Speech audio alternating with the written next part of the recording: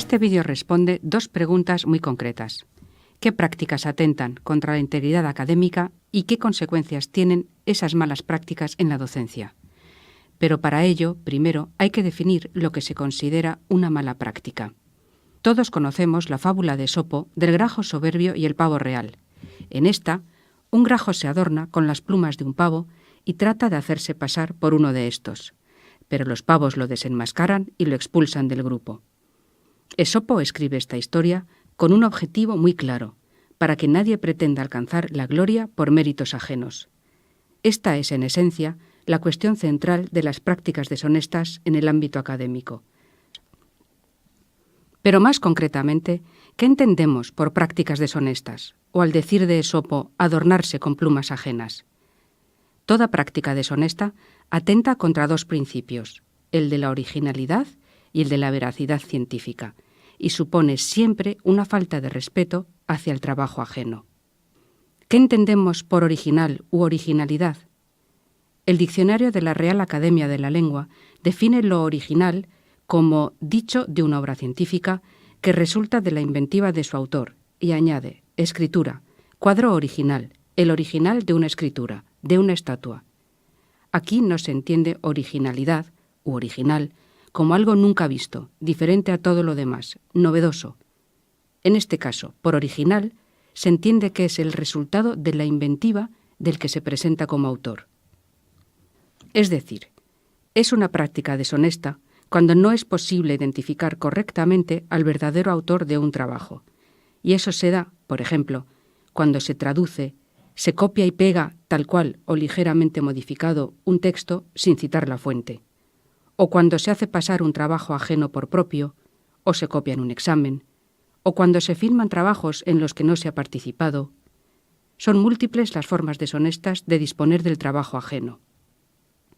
Quizá la expresión más actual sea la práctica de hacer llegar dicho trabajo a destinatarios que no han sido previstos por su auténtico autor. Por ejemplo, cuando se suben los apuntes del profesor o de un compañero a una página web sin haber pedido permiso antes. Original significa además único. Por ejemplo, en el caso de una factura, solo se puede emitir un original, siendo lo demás copias. De ahí que no sea aceptable la práctica de entregar el mismo trabajo en diferentes asignaturas o entregar el mismo artículo en 2 o más revistas diferentes. El segundo principio contra el que atentan las prácticas deshonestas es el de la veracidad, es decir, cuando no se dice, usa o profesa la verdad en cuanto al contenido. Es inaceptable engañar al lector con resultados que no son veraces. Aquí entrarían los hábitos de retocar, silenciar, manipular o inventar datos científicos, ya se trate de estadísticas, referencias bibliográficas, de experimentos llevados a cabo en un laboratorio. Es fácil imaginar la gravedad de las repercusiones de esta mala práctica en el ámbito de la investigación médica. Porque estas prácticas deshonestas siempre tienen repercusiones.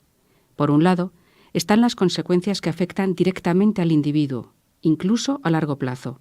Por ejemplo, un título de doctor fraudulentamente adquirido puede ser revocado una vez concedido si se demuestra que ha habido una práctica deshonesta, como el plagio, y no hay un plazo para interponer una denuncia de plagio. Esta noticia recoge cómo a una doctora se le retiró en el 2015 el título obtenido en el 2004 mediante una denuncia del 2010. A corto plazo también hay consecuencias. La mayor parte de las universidades tienen normativas que recogen las sanciones que dejan rastro en el expediente. En el mejor de los casos, el suspenso, con un 0 de nota numérica, está asegurado, y en el peor de los casos puede llevar a la expulsión, no solo del centro donde se están cursando los estudios, sino de toda la universidad. Sin embargo, no es esto lo peor. Lo peor es que, al disponer del trabajo y esfuerzo ajenos, el proceso formativo y de aprendizaje del infractor no existe. Al final del recorrido formativo, no se han adquirido los conocimientos o destrezas que después, en una vida profesional futura, se revelarán como imprescindibles. La segunda consecuencia tiene que ver con el progreso de la ciencia en sí. Un trabajo que contiene datos falsos puede desviar a la comunidad científica por caminos equivocados. Es difícil calcular el daño que podría haber causado el investigador de la Universidad de Cornell en Nueva York con los resultados falsos en sus estudios sobre el cáncer, un campo en el que se investiga contrarreloj y en el que hay tantas vidas en juego. La tercera consecuencia es más difícil de rastrear o de medir, porque el capital de una institución también está formado por su supuesta seriedad e integridad académicas, la misma que se le supone a un candidato a un puesto de trabajo. Un estudiante que dinamita la credibilidad de su propia universidad está minando la credibilidad de su propio título y, por extensión, las posibilidades de obtener un puesto de trabajo. Como conclusión, podemos decir que la honestidad científica no beneficia solo a la comunidad académica y, por lo tanto, a la sociedad, sino sobre todo al que la convierte desde bien pronto en una norma de conducta habitual. Una vez hecha esta introducción, queda por ver cómo se pueden prevenir, detectar y evitar estas malas prácticas en el aula, porque no estamos condenados a convivir con ellas. De momento, muchas gracias por su atención.